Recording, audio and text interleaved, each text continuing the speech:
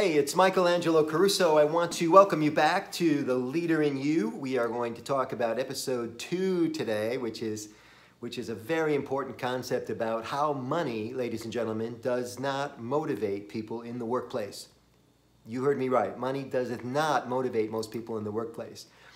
This is a fact. It's been documented 7 different ways from Sunday.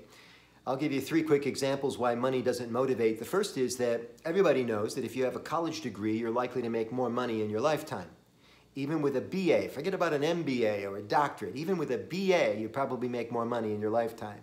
And yet, no more than 35 to 40% of the population has a college degree.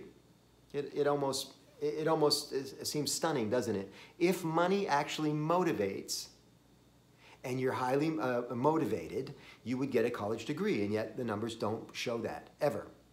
Second example, if money really motivated you, you might get 2 full-time jobs, money being that important in your life, and yet most people don't care to work 2 full-time jobs for the simple reason that money doesn't motivate as much as some other things, like getting some sleep or having a social life.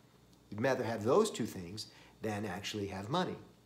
And the third example is this idea that if you moved to another state, right, if you relocated, you could make more money, but you don't. We know this because Alaska pays more money on average per job than most other states. Alaska knows that they have to pay more money to get you up to that kind of weather. And so there's all kinds of competitive wages and salary programs put into place to lure you up there. They work to some extent, but most people don't care to live in Alaska.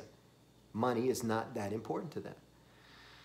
You know, Abraham Maslow, you probably recognize the name. He is the founder of the modern day HR department. And many, many years ago, Maslow did a bunch of research on what motivates people. You probably know his work through something called the Maslow hierarchy of needs. You know, he created a triangle that showed how people move to the top of the triangle through life by being motivated by different types of things. Now, you could argue that a lot of people get to the top of the triangle just by growing older. You know, you get to be a wise old person, you move to the top of the triangle, you become self-actualized, as Maslow used to say. But if you're in a hurry to move to the top of the triangle, then you'd study the things that actually motivate people. If you were a boss and you wanted to help people along, right, you'd know more about this hierarchy of needs. Maslow says that if you're at the bottom of the triangle, you're worried about and working on physiological needs, things like food, shelter, clothing.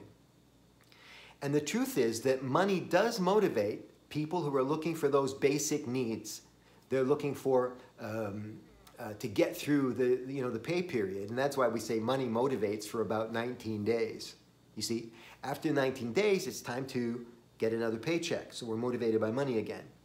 But if you're working with people, managing people, leading people who already have a pretty good salary or a pretty good commission plan, or they're taking home some a good hourly wage, they're probably not motivated by money, right? And so it's a myth that people are motivated by money. Maslow said many, many years ago, unfulfilled needs are the best motivators. In other words, fulfilled needs do not motivate anymore.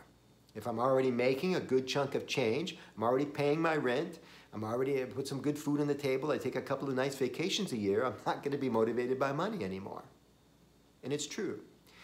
And so what boggles me is that so many highly evolved, educated people don't understand this concept. Many not only don't understand it, they deny that it's true. Sales managers in particular still incentivizing people based on money. Blows my mind. When I worked in the telecommunications arena, I had a sales manager who liked to have contests for cash prizes and stuff, and I kept telling her, I'm not motivated by money. She kept saying, why aren't you trying? I even won some of the contests, but I wasn't trying to win them because I wasn't motivated by money. I never have been. So if you were going to motivate me and guys like me, people like me, you had to figure out other things that motivated people, right? And here are the things that motivate people more than money. Everyone wants to work in a culture of safety. And I'm not talking about physical safety. I'm talking about psychological and psychic safety.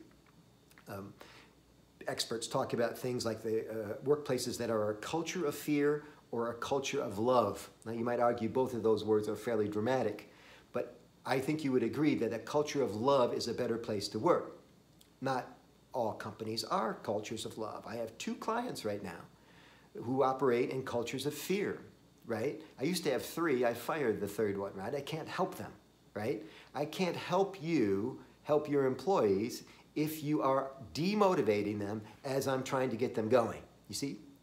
And so we talk about ways that we can motivate people, and perhaps this is the most serious one of all, that the work must be interesting. Each job description at your place of business must be interesting to the person, because if it's interesting, they'd be less likely to leave you. If you operate in a culture of love versus a culture of fear, people are likely to stay put and do a good job. They're likely to be engaged. But when people feel that it's not safe to speak up, when people feel that the leadership does not care about their opinions, that's when the wheels start falling off the wagon. So make work interesting, set up a culture of love, and this is the way to find out for sure if you have those 2 things. You can't keep saying that you have them. You have to keep asking the people whose opinion you care about. You have to do polls, right? They can be anonymous or they can be signed, right? That you can know who's voting what. But you ask your people, is your job interesting? Because that's the answer that you need. You need them to say yes. So never ever give up on this. It's really important. If you like this kind of information, you can find more on my blog at michaelangelocaruso.com. And please tune in to episode 3 on The Leader in You, because we're going to talk about the ABC method of time management. I'll see you at episode 3. Good luck, everyone.